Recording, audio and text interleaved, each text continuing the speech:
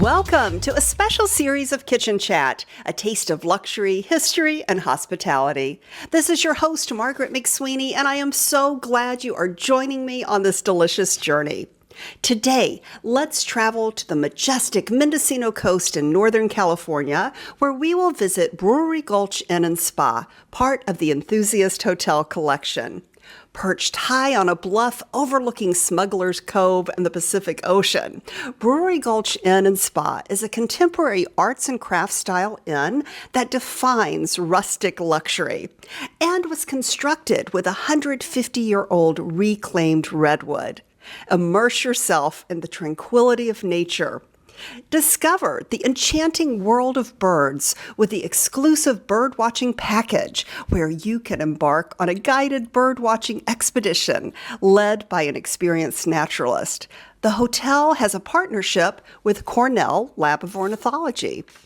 Let's meet executive chef Stephen Smith and savor the local flavors and culinary artistry at Brewery Gulch Inn and Spa. I have to share with our foodie friends here the meals I have experienced already. Let's start with breakfast. Okay. It was exquisite.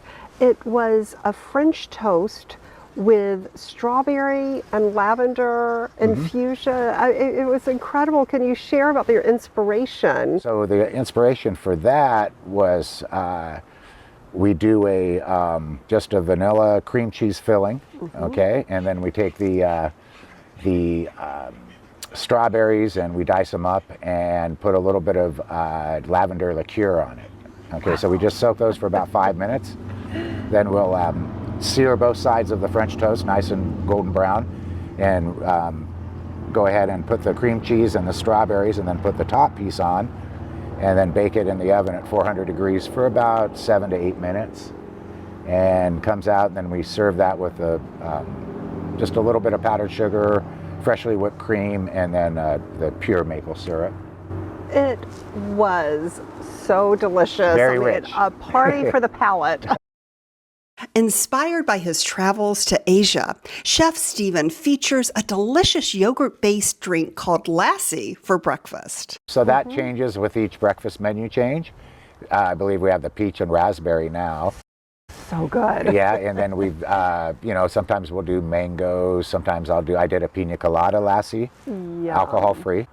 I've done a strawberry lime lassie, so it's basically a yogurt base with lots of fresh purees and fresh juice, of course.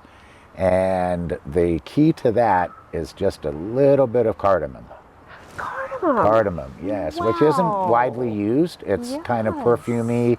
It's got a very unique fragrance, so you have to use it in very small amounts, but we put about a tablespoon in about a gallon of our lassie. Amazing. And that just takes it up a notch. So another thing, I'm so intrigued by the service during the wine hour in the Mendo boxes. The boxes, right. And it's hors d'oeuvres, but it's like a full meal.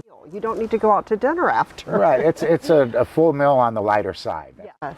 So you get basically 4 courses with dessert, and I change that up quite a bit. I try to use local seafood when it's in season, but we do get some halibut, Dungeness crab, of course, of our rockfish, rock cod, lean cod. So I try to use that, and since I've been in this area for 30 some odd years, almost 40 years, I'm really in good with all the purveyors, so I have a really good personal relationship with them. Also buy as much as I can from some of the local independent farmers. During the winter, I have several close friends who pick wild mushrooms locally. So we get chanterelles, boletus, candy caps, yellow trumpet mushrooms, black trumpet mushrooms, probably about a half a dozen different varieties that grow around here. They're all around the Mendocino. Yeah, as soon so if we get a good saturation of rain, say 3 or 4 days, and then the sun comes out for a couple days, then they just come right out. And Of course, none of my guys will tell me where their spots are, but that's okay. They can forage and I'll turn them into food. Oh, and I mentioned mushrooms I'm just not familiar with. What is the candy cap? Candy cap is, I'm not like a mushroom professional, but it's a small, very sweet maple scented mushroom. And I actually incorporated those in French toast last winter.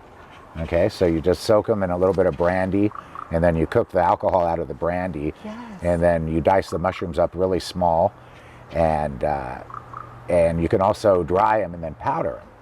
So what I would do is dry them, powder them, and then just add a little bit of the powder to the French toast custard, and then cook that off, and then actually put some of the diced mushrooms inside of it.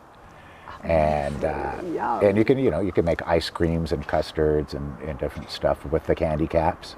Incredible. Yeah. You are so talented. And speaking of your talent, here at the hotel, you can actually tell us about what you've made here. Okay, so that's our house-made granola.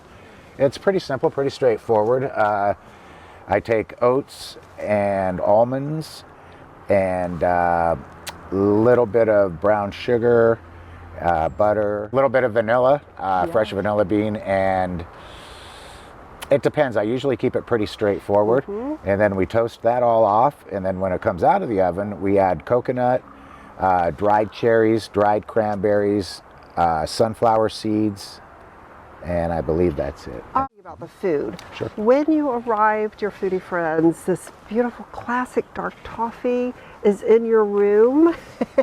And my favorite. Yes, it is so good. And then you have your own Brewery Gulch Inn blend. Right, blend, yep, from the local Thanksgiving coffee. Thank you, Chef Stephen Smith and Brewery Gulch Inn and Spa for a lovely stay. Please visit brewerygulchinn.com for additional information and follow them on Instagram at brewerygulchinn_spa. Please visit Kitchen Chat, kitchenchat.info, and follow Kitchen Chat on Instagram, where you will find inspiration for your next delicious destination. Many thanks to Chalkboard Communications for this opportunity. And thank you, dear foodie friends, for joining me on this journey. Always remember to take a moment and savor the day.